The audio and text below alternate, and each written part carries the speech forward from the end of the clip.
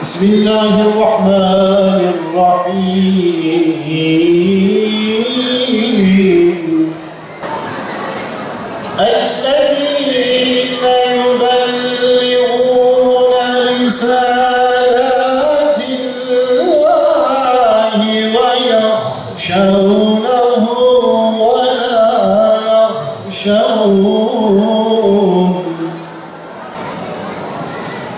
ويخشونه ولا يخشون أحدا إلا الله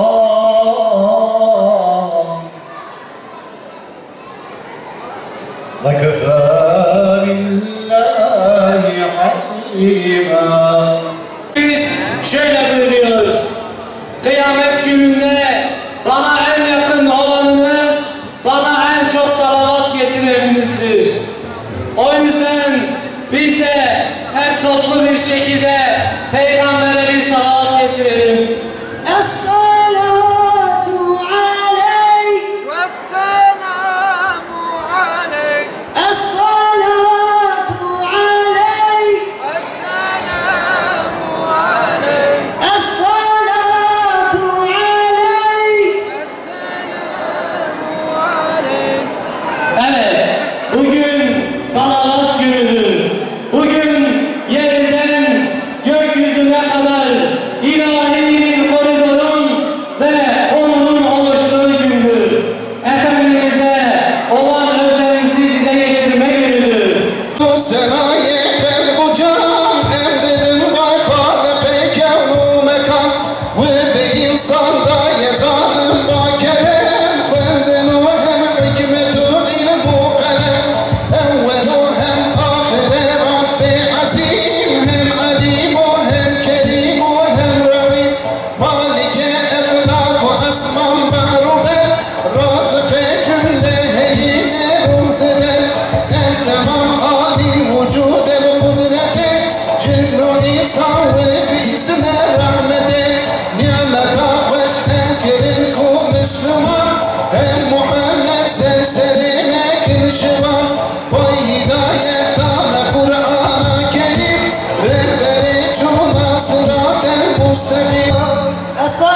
Es-salatu vesselamu aleyke ya Resulallah. Es-salatu vesselamu aleyke ya Habiballah. Es-salatu vesselamu aleyke ya Nebiyallah. Bab Ahmed Abdullah Nuciman Nayiqina bi Muhammed bir bişar Rindu levhati gelek bu be hisab Gühmeda be Ali yugane khalam Wezbi'ay be lawli dona Winabu Lakununa Ahmed Makfelebu Beşerin bu berdele Qabe qana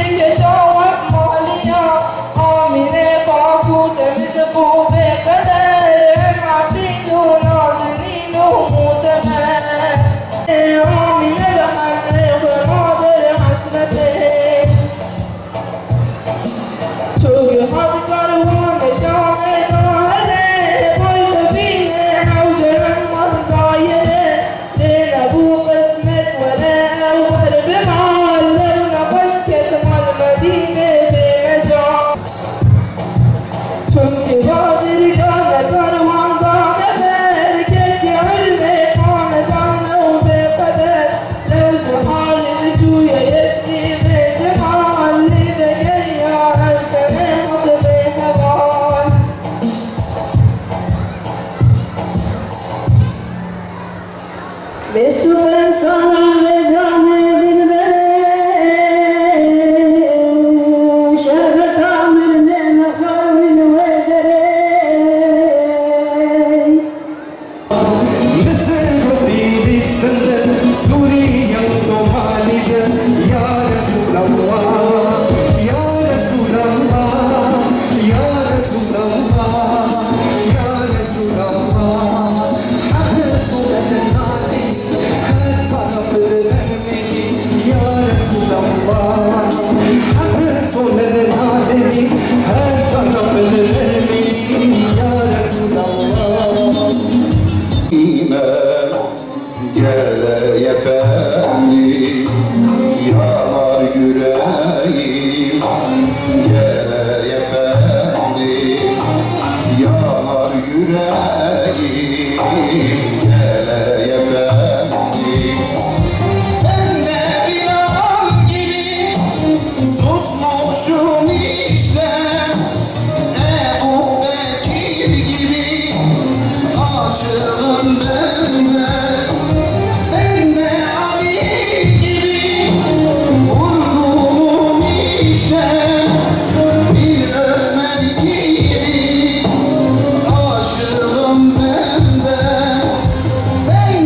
Ali gibi susmuşum işte bir Ömer gibi vurdum ben de sen yoksun diye ağlar gözlerim kalmadı bir şey bitti sözlerim kalmadı bir şey bitti sözlerim ben de Bilal gibi susmuşum işte Ebu Bekir gibi aşığım ben de Uçup kuşlar Medine'ye selam götür Resul'e ümmet olup özlemiş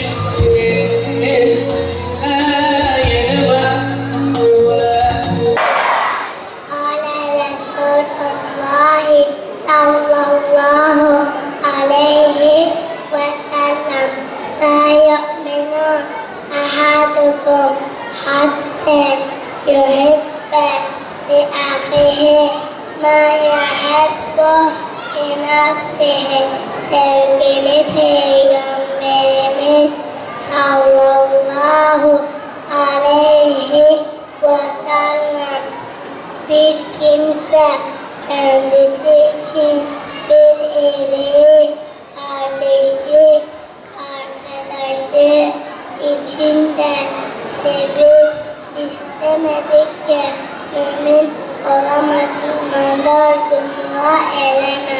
Şimdi bakın bu sevdayı bu salonlar nasıl alsın? Bu sevdayı Mekke alabildi mi? Medine alabildi mi? Bu sevda Arap Yarımadası'na sığdı mı? Bu sevda Pakistan'a, Afganistan'a, Endonezya'ya, bu sevda Anadolu'ya sığdı mı ki bu salonlar bu sevdayı alabilsin, sığdırabilelim? Bu sevda sığmayacak. Bu aşk Hollanda'ya da sığmayacak. Bu aşk Almanya'ya da sığmayacak. Oraları da kuşatacak. Amerika'ya da sığmayacak. Çünkü bir gün Allah nurunu tamamlayacak.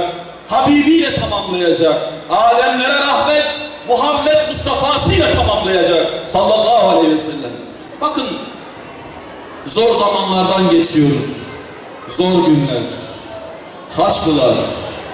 Haçlılar yine buralardalar. Yine buralardalar. Yine Şam'dalar. Yine Suriye'deler. 1000 sene önce olduğu gibi. 800 sene önce olduğu gibi. Haçlılar o zaman da geldiler. Ama bir şey vardı. Bakın bundan 1000 sene önce Avrupa'da, çok özür diliyorum, tuvalet yoktu.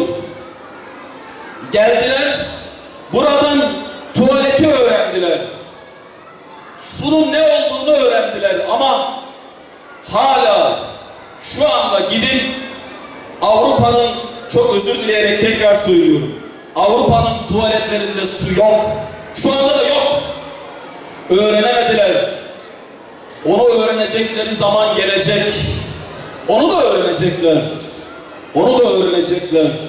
Ama inşallah o zaman buraya gelip öğrenmeyecekler. Biz oraya gidip onlara öğreteceğiz.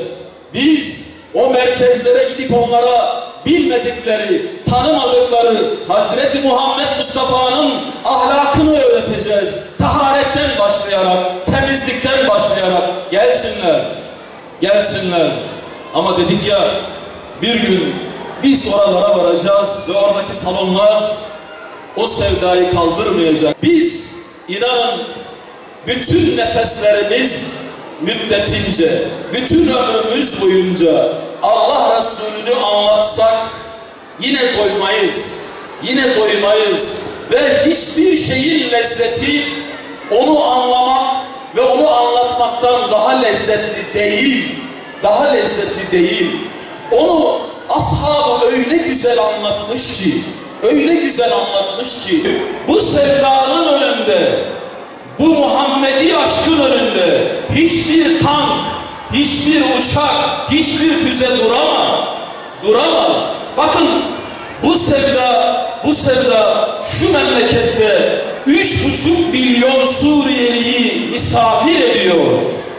Bu sevda inanın Türk'ü, Kürd'ü, Arap'ı, Laz'ı, Çerkez'i birbirine kardeş ediyor. Bu sevda inanın şu memlekette bu kadar sıkıntılara, zorluklara rağmen bize ümit bahşediyor. Gelecek adına umutluysak Allah Resulü Aleyhisselatü Vesselam'a olan aşkımızdandır, sevdamızdandır. Ve ben şunu düşünüyorum bazen, şu tepenin arkasında deseler ki Hazreti Muhammed Mustafa sallallahu aleyhi ve sellem gelmiş, o oraya gelmiş deseler, inanın şu solhanda bir kişi kalmaz. Hatta yürüyerek değil, vallahi sürünerek gideriz. Sürünerek gideriz. Onu görmek için sürünerek gideriz. Tekbir! Tekbir!